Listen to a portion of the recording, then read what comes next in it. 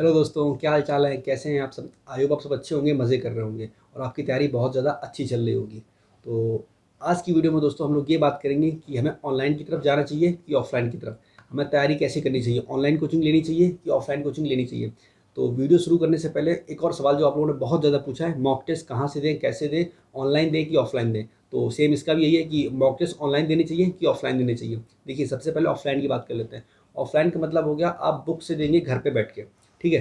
तो उसे आप कैसे कर सकते हैं? जैसे जितना भी हमारा प्रीवियस ईयर का डाटा है, उसे आप चाहो तो ऑनलाइन भी दे सकते हो, लेकिन अगर आप ऑफ़लाइन देना चाहो, जैसे ऑनलाइन से अगर कभी आप बोर हो गए हो, तो उसे आप ऑफ़लाइन दे सकते हो, कोई दिक्कत वाली बात नहीं है। लेकिन अगर मॉक टेस्ट की बात की जाए, तो मॉक टेस्ट मेरा मानना ऐसा है कि आप सारे ऑनलाइन ही दो, ऑफ़लाइन के चक्कर में बिल्कुल मत पड़ो।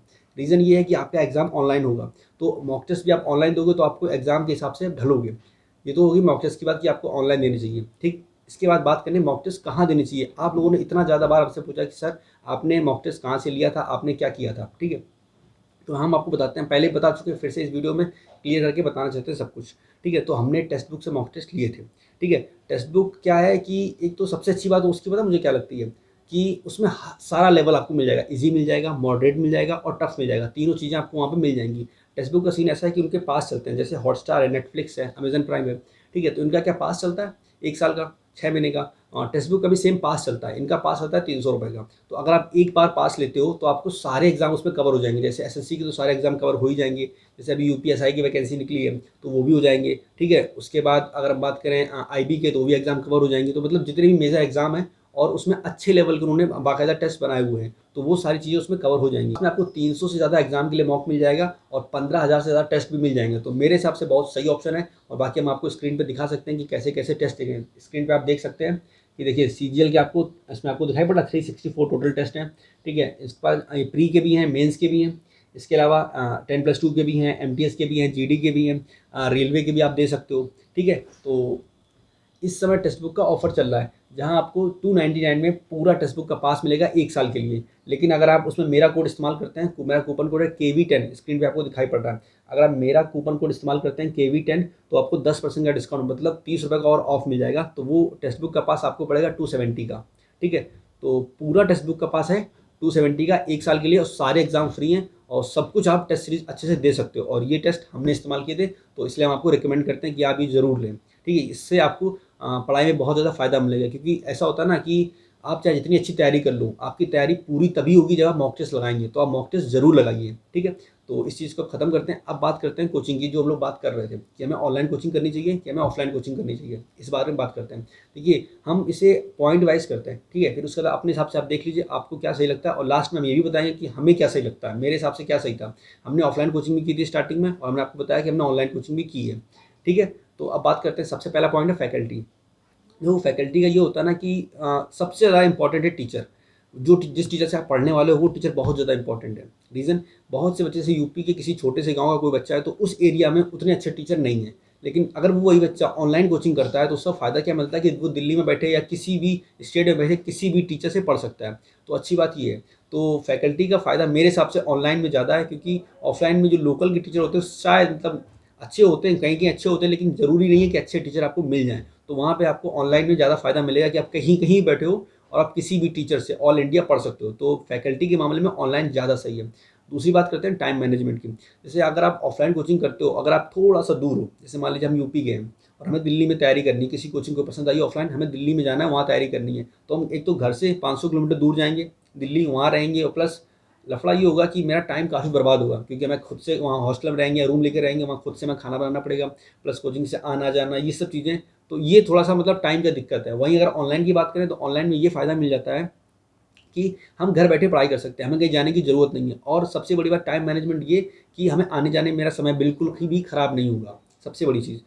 अगर मेरा मन है रात के 2 बजे पढ़ लेंगे, हम रात के 2 बजे पढ़ सकते हैं। मेरा मन है रात के 3 बजे पढ़ने का, हम 3 बजे पढ़ सकते हैं। मेरा मन नहीं है कि हम दिन में क्लास लें, हम नहीं लेंगे, वो मेरे ऊपर सब कुछ है, ठीक? तो ये हो गया अगर बात करें इस वाली में टाइम मैनेजमेंट की, तो इसमें भी ऑनलाइन हमें ज़्यादा सही लगता है। अब तीसरे पॉइंट की बात करते हैं, पैसा।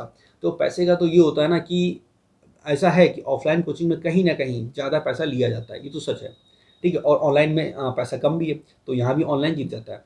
अगर हम चौथे पॉइंट की बात करें, कंफर्टेबल, तो उसमें ऐसा होता है कि मतलब अगर आपके अंदर जोश है, आपके अगर आप एसएससी सीजीएल की तैयारी कर रहे हो, आपके अंदर कसम आपने खाई है कि हमें ऑफ़िसर बनना है, हमें इंस्पेक्टर बनना है, ठीक है।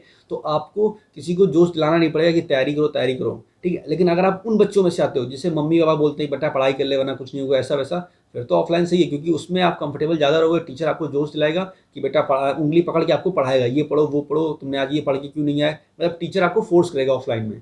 लेकिन ऑनलाइन में ऐसा कुछ भी नहीं, क्योंकि हज़ारों बच्चे पढ़ रहे होते हैं, तो टीचर आपसे कभी नहीं बोलेगा कि आप क्लास क्यों नहीं आए या लेट क्यों आए, आप मन से नहीं पढ़ रहे हो, क्योंकि आप ज़रूरी नहीं पढ़ते टाइम बैठ के पढ़ रहे हो, आप लेट के भी पढ़ रहे हो सकते हो या कुछ और भी कर सकते हो, ये आपके ऊपर है। तो ऑफलाइन में ये है कि टीचर आपका उंगली पकड़ के पढ़ाएगा, आपको चिल्लाएगा, डांटेगा कि आप ऐसा करो वैसा करो, तो वहाँ पे थोड़ा सा फ़ायदा मिलता है। ऑनलाइन में ये है कि कोई आपको बताने वाला नहीं है, सब कुछ आपके ऊपर डिपेंड है। तो अगर आप उन बच्चों में से हो जिसे खुद में अंदर से जोश है कि नहीं हमें तो हर हाल में निकालना है एग्ज़ाम, ऑफिसर बनना है, इंस्पेक्टर बनना है, तो ऑनलाइन सही है। लेकिन अगर आपके अंदर आपको ऐसा लगता है कि थोड़ी सी जोश की कमी है, तो फिर आप ऑफलाइन ही ज्वाइन करो, क्योंकि ऑनलाइन में आप भटक जाओगे और कहीं ना कहीं क्लासें मिस होंगी, तो वो अपने आप धीमे धीमे पीछे होते चले जाओगे।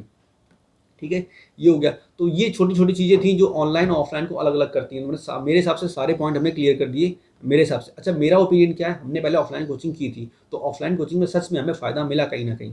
अच्छा हाँ, एक चीज़ छूट गई, डाउट सेशन, वो चीज़ छूट गई।